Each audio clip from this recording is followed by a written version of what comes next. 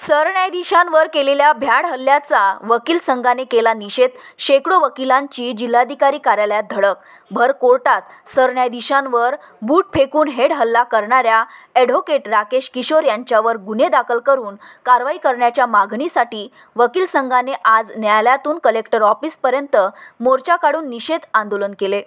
6 October रोजी दिल्ली येथे न्यायालयात सुनावणी होत असताना ॲडव्होकेट राकेश किशोर यांनी सरन्यायाधीश भूषण गवई यांच्याकडे बूट फेकून मारला। त्याला तात्काळ पोलिसांनी ताब्यात घेतले।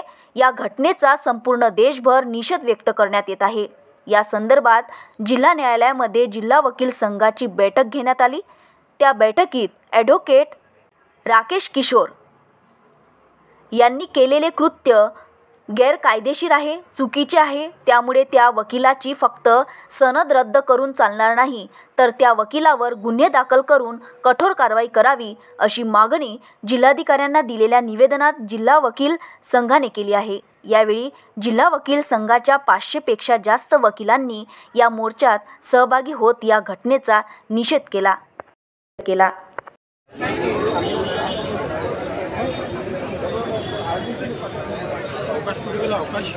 अंदर गेला वहीं पर निकाले सब हो गया।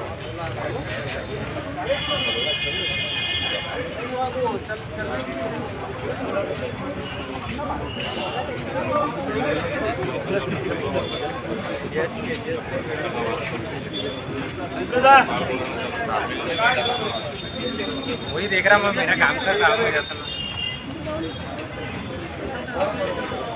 आने के बाद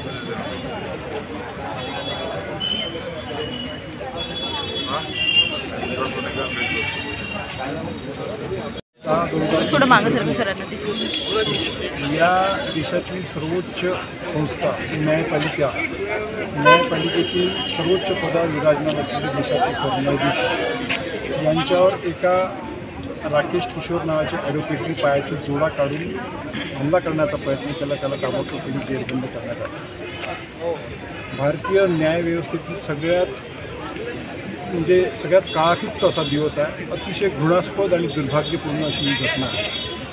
मी त्या हल्ल्याला भ्याड हल्ला म्हणेन आणि अतिशय विचारपूर्वक केलेला तो हल्ला आहे।